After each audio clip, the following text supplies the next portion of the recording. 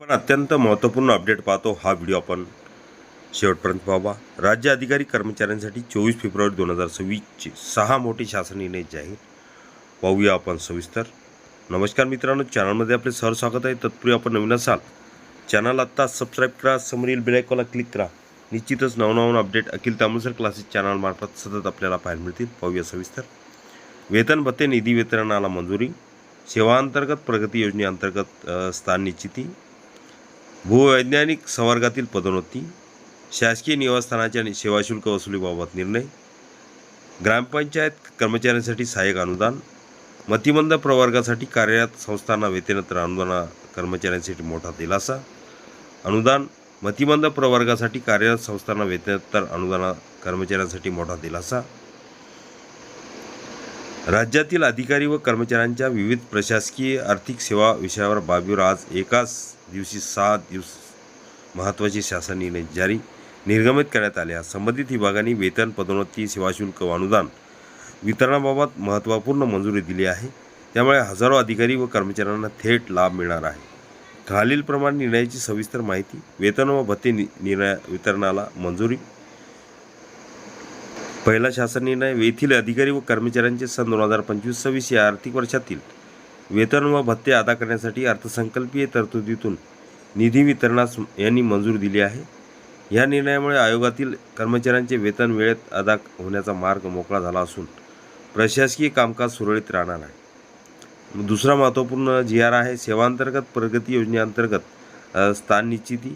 शासकीय महाविद्यालय व संस्थांमधील सहाय्यक प्राध्यापकांना सेवांतर्गत प्रगती योजना अंतर्गत वरिष्ठ श्रेणी व निवड श्रेणीत स्थान निश्चित करण्यास यांना मंजुरी दिली आहे।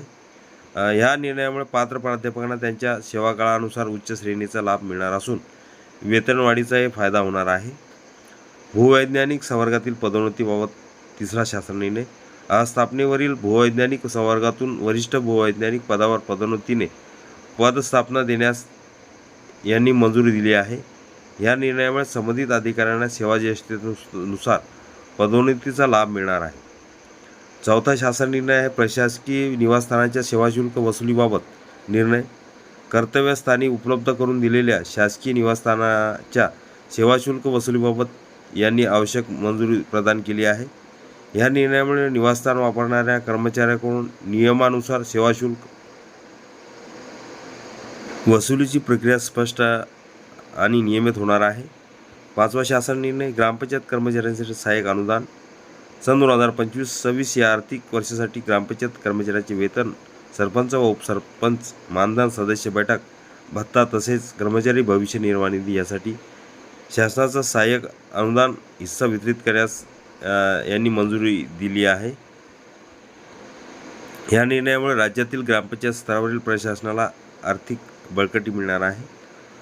सहावा महत्त्वपूर्ण शासन निर्णय, मतिमंद प्रवर्गासाठी कार्यरत संस्थांना वेतनोत्तर अनुदान। मतिमंदी प्रवर्गासाठी कार्य करणाऱ्या अशासकीय संस्थांना सन 2025-26 या वर्षासाठी वेतनोत्तर सहाय्यक अनुदान निधी वितरित करण्यास यांनी मंजुरी दिली आहे। ह्या निर्णयामुळे दिव्यांग क्षेत्रात काम करणाऱ्या संस्थांना मोठा दिलासा मिळणार आहे। कर्मचाऱ्यांसाठी मोठा दिलासा। एकाच दिवशी विविध विभागाकडून निर्गमित झालेले हे 6 शासन निर्णय राज्यातील अधिकारी व कर्मचाऱ्यांसाठी आर्थिक आणि प्रशासकीय दृष्ट्या महत्त्वाचे ठरणार आहे। हा व्हिडिओ उपयोगी वाटला तर लाईक, शेअर आणि अखिल तांबुसर क्लासेस चॅनलला लगेच सबस्क्राईब करा। वेतन, पदोन्नती, अनुदान आणि सेवा शुल्क यासारख्या बाबीवर स्पष्टता आल्याने प्रशासनातील कार्यक्षमता वाढण्यास मदत होणार आहे।